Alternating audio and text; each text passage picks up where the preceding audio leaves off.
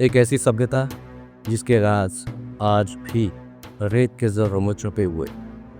एक ऐसी कौम जिन्होंने मौत को भी पीछे छोड़ दिया।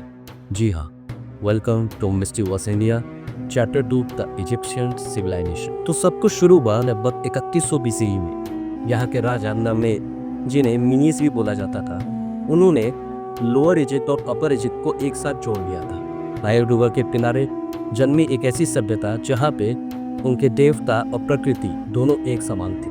तो नाइल उनके देवता थे, तो नाइल की वजह से जो फ्लड आता था उससे उनकी मिट्टी और ज़्यादा उपजाऊ थी। डेजर्ट उनके लिए एक रक्षा कवच थे। शायद इसीलिए इजिप्शियन सिविलाइजेशन सबसे लंबी चलने वाली सिविलाइजेशन बनी, लगभग 3000 सालों का।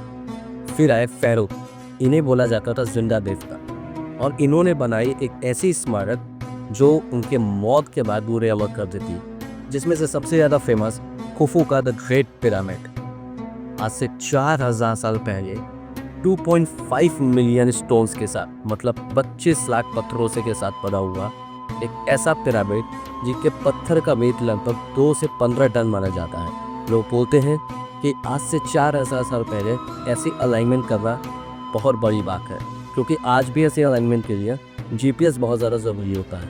और इसी वजह से एक मिथ पैदा हुआ कि एलियन से बनाए थे पिरामिड्स, बट नहीं। आर्कियोलॉजिस्ट ने साफ साफ बताया कि ये एक ह्यूमन इंजीनियरिंग थी। बहुत सारे मजदूर, लगभग हज़ारों मजदूर, बहुत सारे रैंक्स, पुलिस, इन सारी चीज़ों के साथ मिलकर बना पिरामिड। तो इजिप्शियन सिर्फ बिल्डर नहीं थे, वो थिंकर्स भी थे।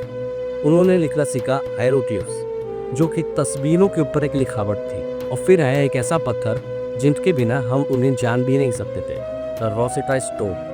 ग्रीक, डेमोटिक और हायरोग्लिफ्स 3 भाषा में लिखी गई एक ऐसी लिखावट जो आज मॉडर्न इजिप्टोलॉजी का राज खोलते। उन्होंने कैलेंडर्स बनाए, फ्रैक्चर्स ठीक किए, सर्जरीज की।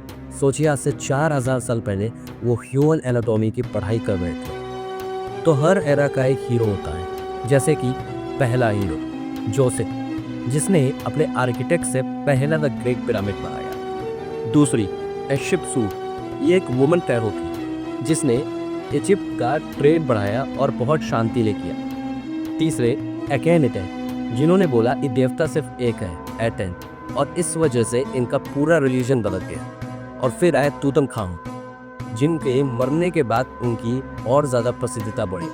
तो 1922 में जब तूतनखामुन का टॉप मिला, तब खोले गए उनके चेम्बर, सोना, चांदी और एक डेथ मास्क। लेकिन इसी डिस्कवरी के साथ एक बात और खुल, द कर्स ऑफ फेरो।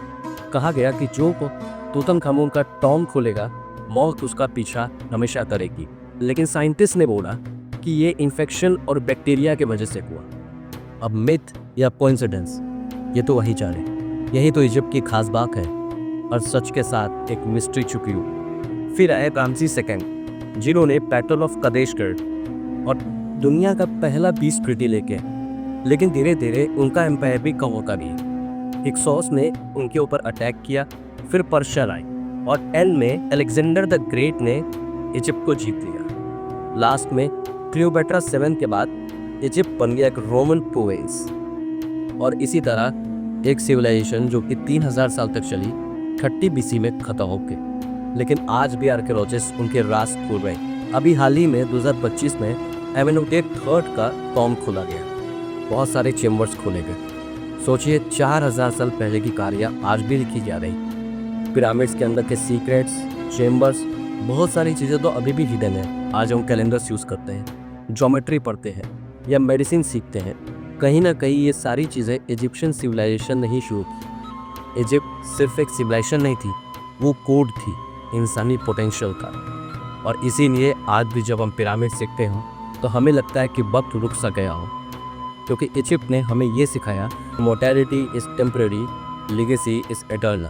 अगर आपको ऐसी मिस्ट्रीज और मिथ पसंद है तो मिस्टीवर्स हमेशा आपके लिए लेते आएगा अननोन फैक्ट्स एंड मिथ।